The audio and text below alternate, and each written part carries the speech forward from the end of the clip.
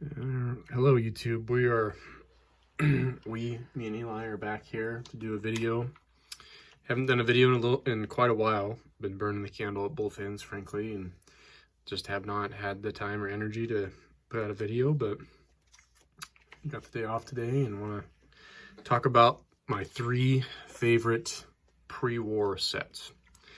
And these are just my preferences, obviously. Many people are really into the tobacco cards, but I have just a little bit different opinion, and that's just my opinion of things. So let's start showing off the cards. But starting off, I've picked these up recently, and I'm very happy with my purchases. I'm looking at a couple more, but the first one is 1934 to 36 National Chicle or Chicle. I'm not sure how to say it, honestly, but Diamond Stars. First one is Gus Sewer. And again, some of these pronunciations, if I mess them up, I apologize. I'm not 100% on some of these, but this set is just such a great looking set, and there's a lot of different variations. Obviously, it was produced for 3 years.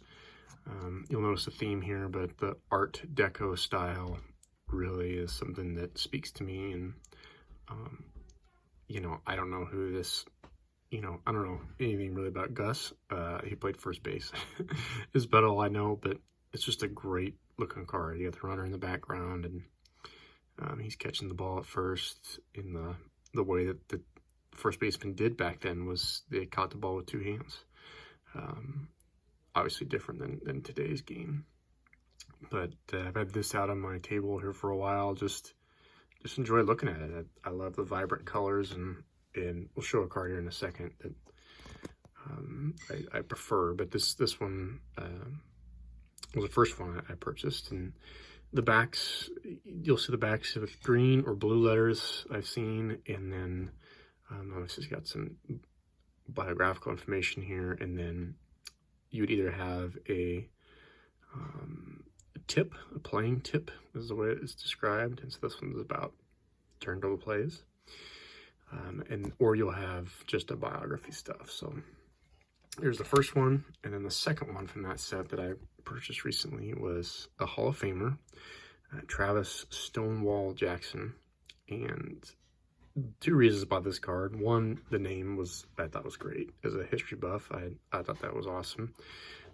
I was not familiar with this player, so it gave me a great opportunity to learn about him. And he's a shortstop for the New York Giants. And I think this card is just an amazing looking card. I love how there's multiple colors.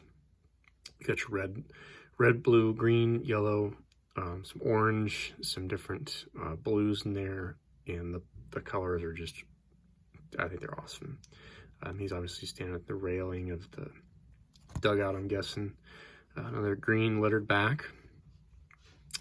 And then this is the biography style. Jackson is one of the, from what I can tell, one of the lower tier Hall of Famers, if you want to rate Hall of Famers. He kind of comes in towards the bottom of those shortstops, but at that time he was, elected in the Hall of Fame quite a while ago. I don't remember the exact year, but at that time he was Hall of Fame worthy by I think it was he was a Veterans Committee vote. But just a really, really neat set. So, but yeah, so moving on to the next, let's see, where do I want to go? I'll go to the next one here. So this is very, very similar set. As a matter of fact, they are the same same company. So I think these were 34 to 36 again. National Chicle Sky Birds.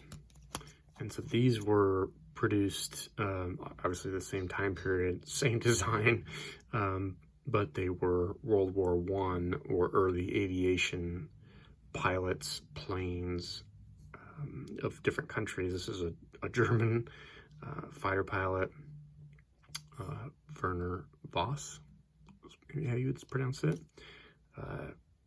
Rene Dorme. Again, apologize for the pronunciations, but I'm not buying him because of the name. I'm buying it because of the photograph, I think, or the it's a illustration based off of a photograph.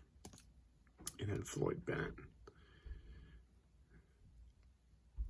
And so again, the colors, the different designs they have are really, really neat. They are very unique, and you know, I compare it to, I'm just going to grab a card off my table here, but you just take, oops, get this turned around here. You just take, I mean, that's just a big difference. And I mean, don't get me wrong, I collect modern cards too, but this, I can just put this out and just look at this design.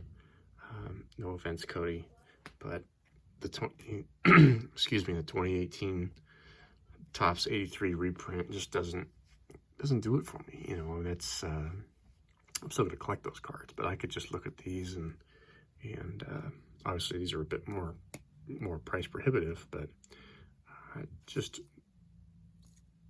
they're just a joy to look at. They're a piece of art.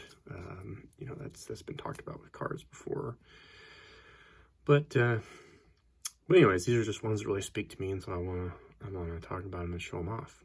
But here's some of the different backs. There's the Floyd Bennett back. And the Rene Dorme back. French Pilot. And then Werner Voss back. But, you know, obviously these cards have some issues, but these things are almost 100 years old, you know, and the fact that they've survived that long, I totally expect them to have some creases and rounded corners and some stains, and I mean, that's just gonna happen. So the card that old. Let's put this one up here. Do that, knock it over. So those are the first two. One was the Diamond Stars, and two was the Sky Birds. There's a couple more I'm looking at on eBay I'd like to maybe pick up this month, but number 3 set of my 3 favorite pre-war sets right now. I shouldn't say right now, for quite a while.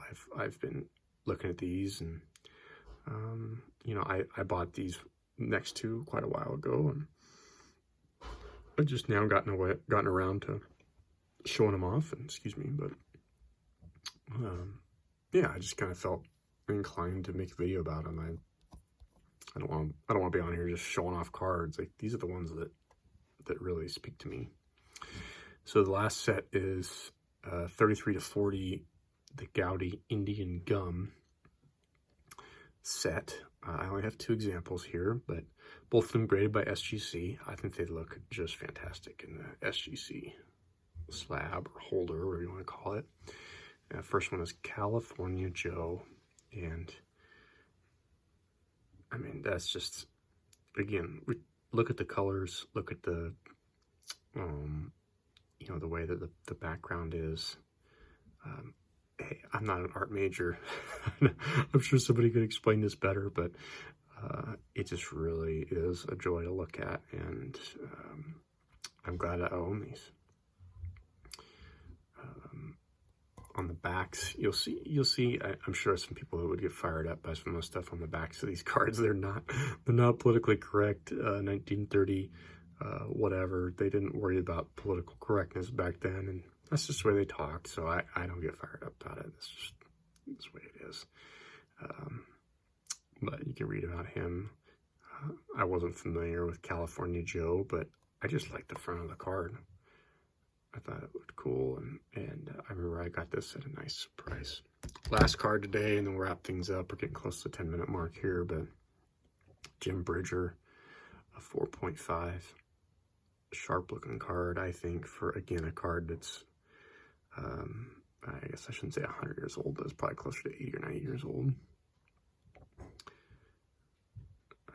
You know, Jim Bridger was a mountain man, and I had never seen Mountain Man before, but this to me is what I would picture Mountain Man looking like. So,